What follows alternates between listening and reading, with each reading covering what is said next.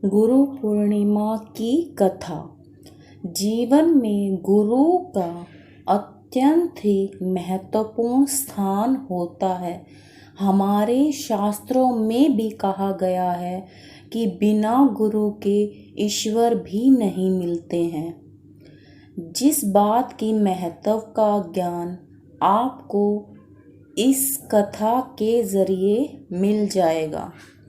गुरु पूर्णिमा का त्यौहार मनाने के पीछे मुख्य कारण महर्षि वेदव्यास जी का जन्म होना है।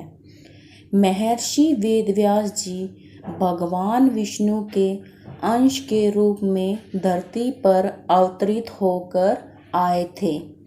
उनके पिताजी का नाम ऋषि पराशर और माता का नाम सत्यवती था।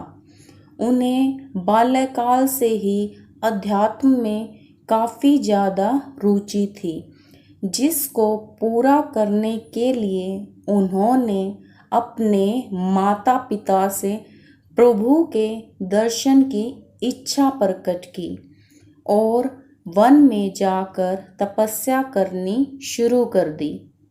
लेकिन उनकी माता ने इस इच्छा के लिए मना कर दिया।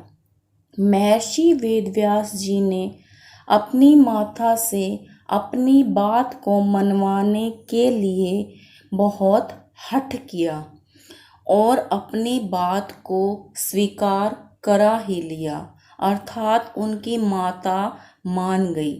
लेकिन उन्होंने आज्ञा देते हुए कहा कि जब घर का ध्यान तुम्हें आए तो तुरंत ही हमारे पास तुम वापस लौट आना।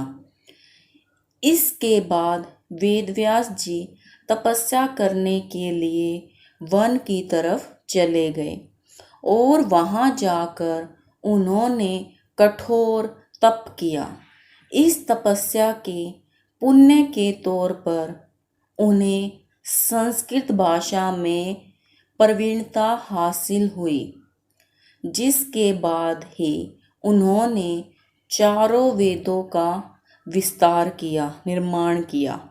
महाभारत यानी महाभारत कथा अर्थात 18 महापुराण और ब्रह्मशास्त्र की रचना भी महर्षि वेदव्यास जी ने ही की। उन्हें वरदान प्राप्त हुआ।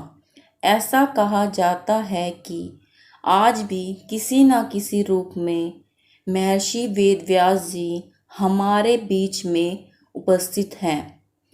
इसलिए हिंदू धर्म में वेदव्यास जी को भगवान के रूप में पूजा जाता है। आज भी जब वेदों का ज्ञान लेने की बात आती है तो सबसे पहले महर्षि वेदव्यास जी का ही नाम लिया जाता है। वैसे भी हमेशा से कहा गया है कि गुरु बिना ज्ञान नहीं है। आप सबको गुरु पूर्णिमा की हार्दिक शुभकामनाएं।